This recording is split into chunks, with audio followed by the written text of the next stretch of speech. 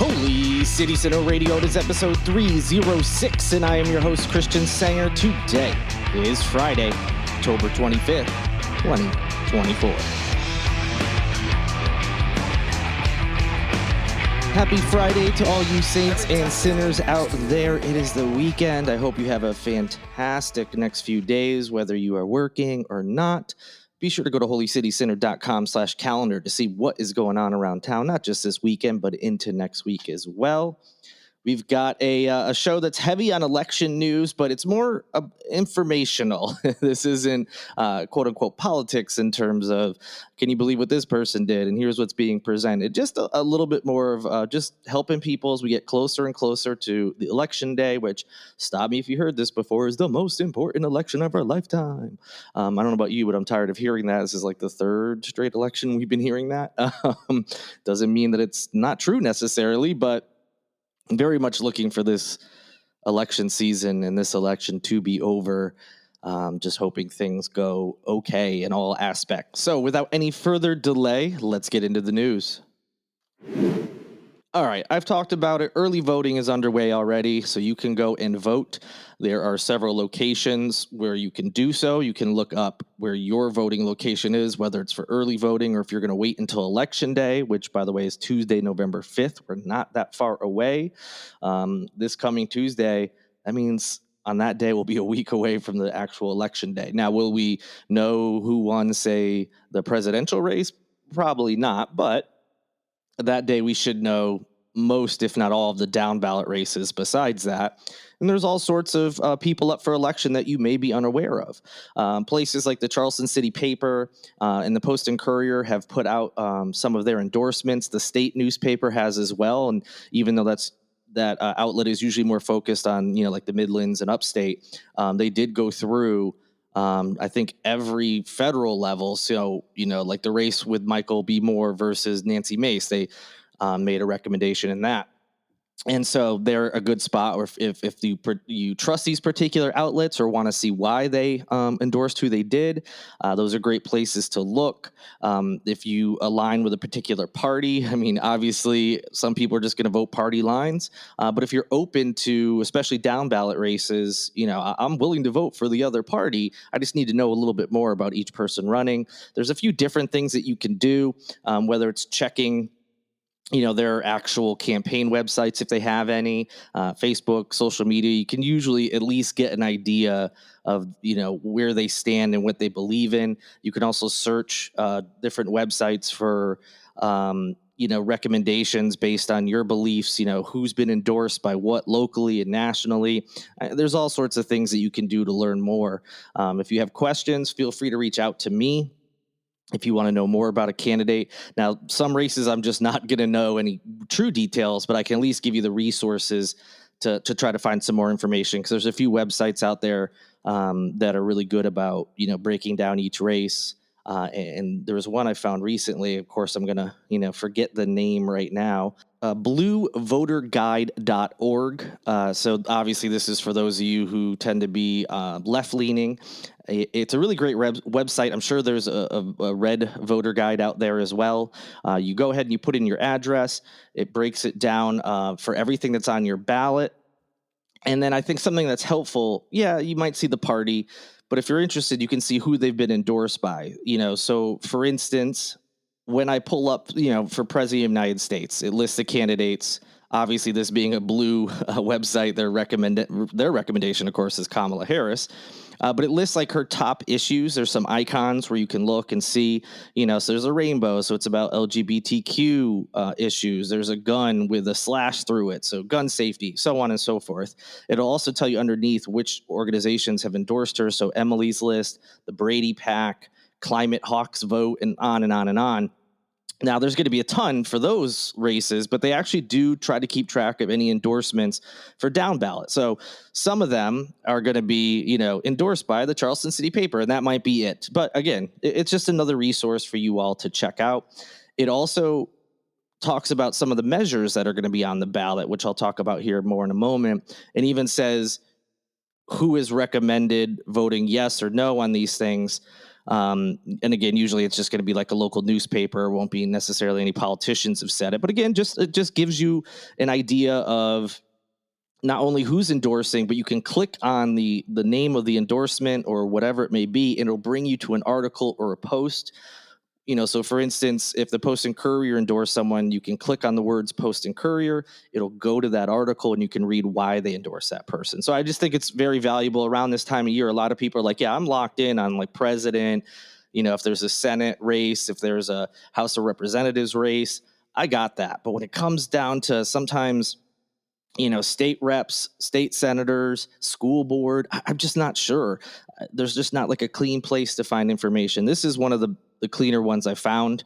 And again, you might just have to do a little extra homework, go to a couple websites, but definitely do that. Now, you may also be saying, I don't even know what down ballot races are necessarily going to be on my ballot. So how do I even know before I go who's on there so that I can look them up?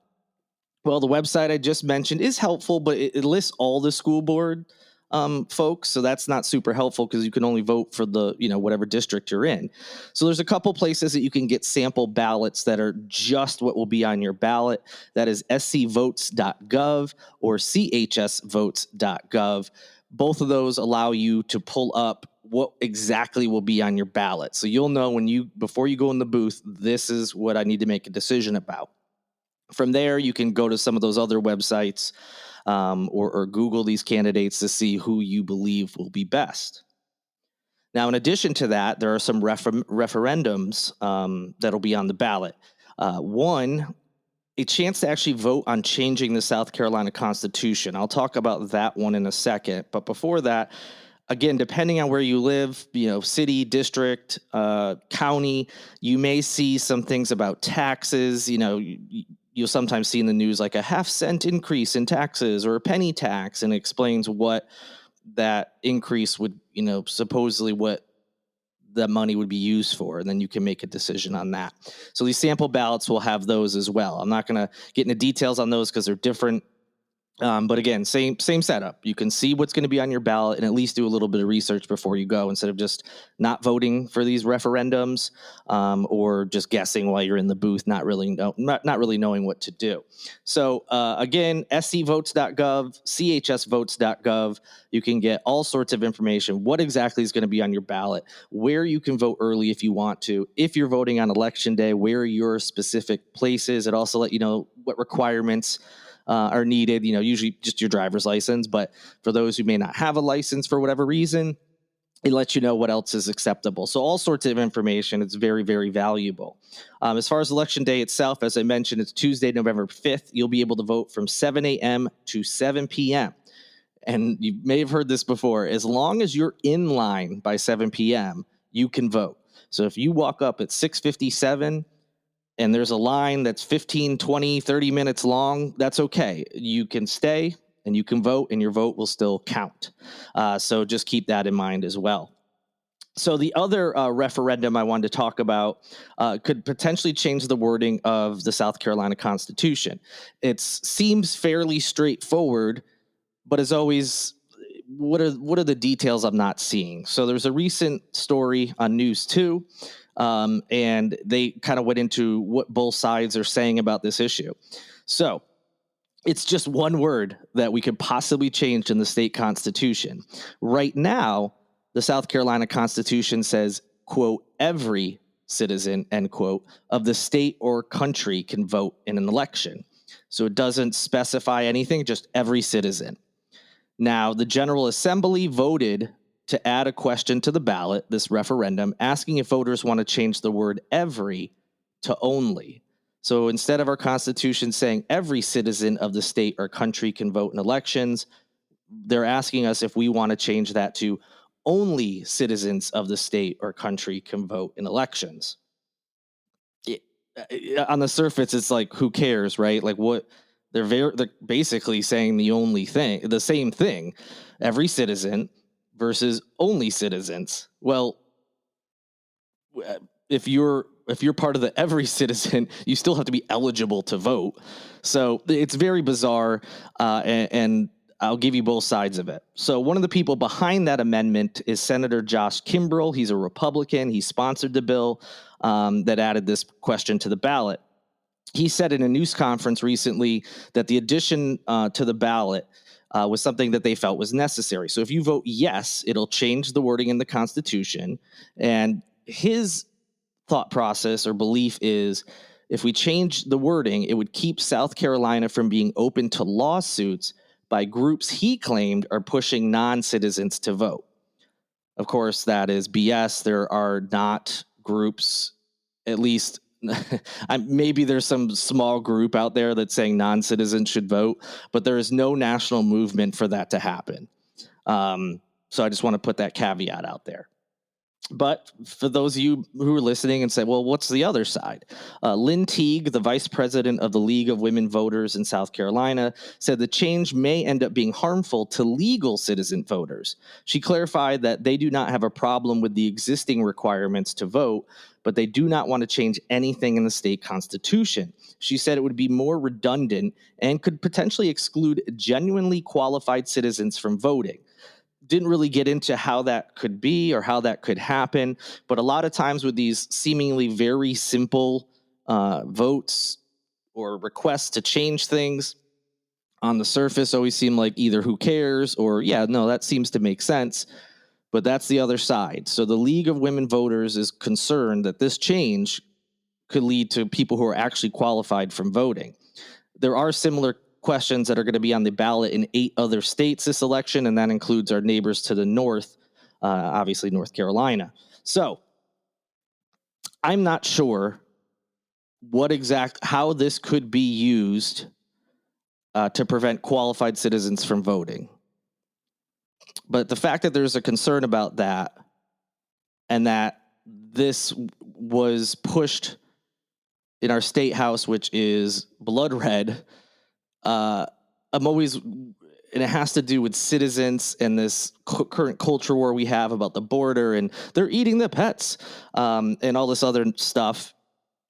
I'm always a little apprehensive where I'm like, this seems to not really be a big deal, seems to make sense, but I just don't trust them. And I'm talking specifically about those in South Carolina. This is not an indictment of the party in general, but I just don't trust Republicans in the state by and large, especially when there's something that seems to be okay, or at least like not a big deal, but is even vaguely tied to a culture war issue. It always makes me concerned that the change, although it seems like not a big deal on the surface, there's something I'm not seeing that they can weaponize. We've seen this with the book bans. Oh, it's all about keeping, quote, pornography out of schools. And then we found out, no, it's really not just that. They wanted to ban things that probably shouldn't be, and they're all related to culture wars. That's just one example where it seemed like, yeah, of course, this makes sense. We shouldn't have pornography in schools, but you don't realize like, well, yeah, but they've left it vague enough, or there's a way that this can be misconstrued and used and weaponized. So that's where I stand on that. So I'm probably going to vote no, which would mean we're going to keep the state constitution how it is. There has been no significant, if really any, issues with non-citizens voting in South Carolina. I cannot remember seeing that in the news, which either means it's not happening or the times that it has are so, it's like one person or 2 people and that's it. So it doesn't really cause any waves. So it doesn't seem there's any issues with our current standards, and voting for something when there doesn't seem to be an issue always concerns me. So that's where I stand on that. And again, just as a quick recap, there's other stuff on ballots that I didn't talk about because it's specific to you. Go over to sevotes.gov and figure out all the stuff and then do your necessary research. And with that, just one more piece of election news, but not about Election Day itself.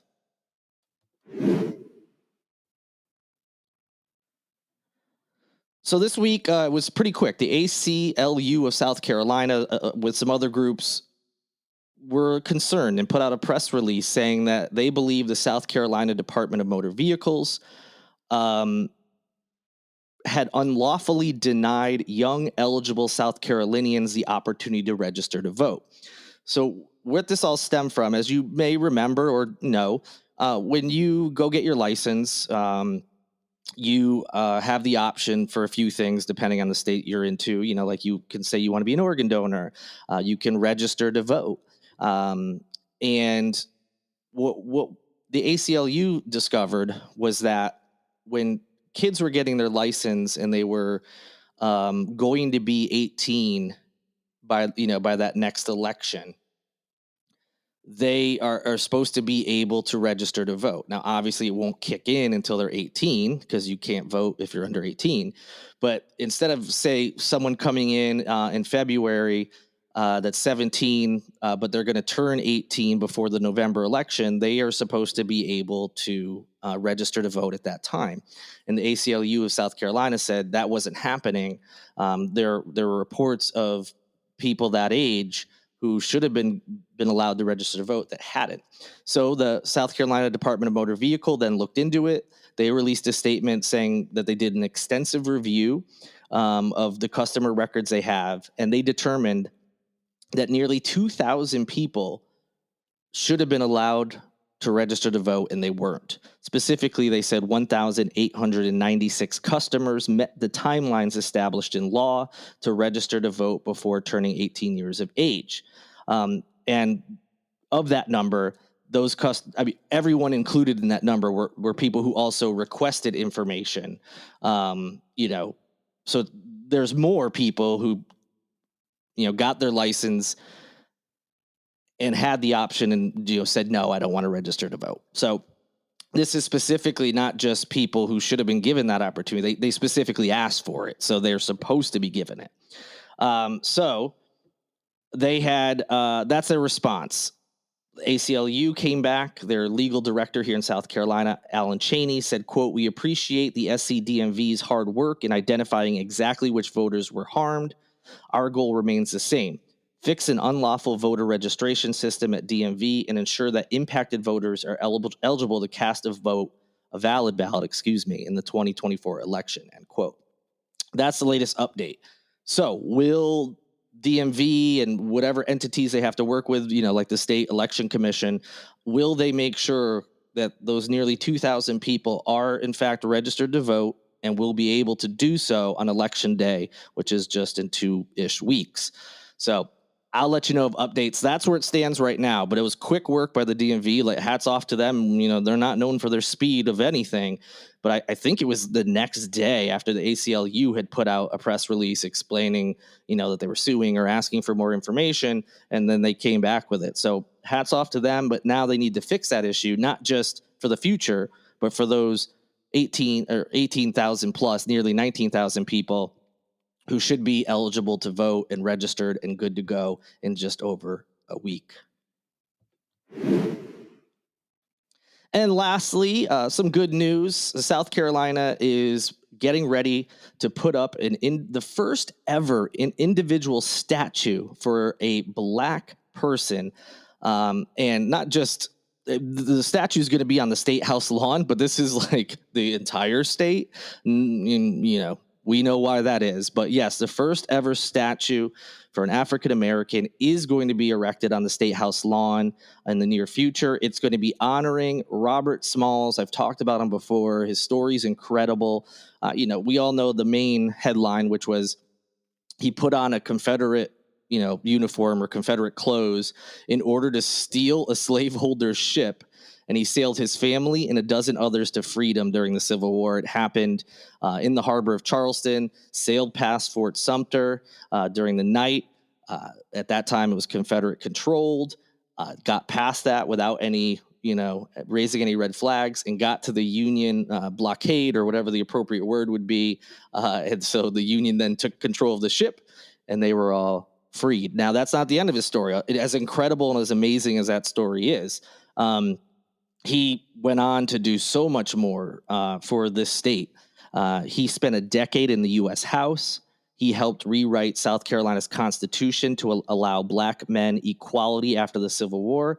Obviously, there was still some work to do for women in general, let alone minority women. But, at the time, that was a big step and probably the most that he could get done.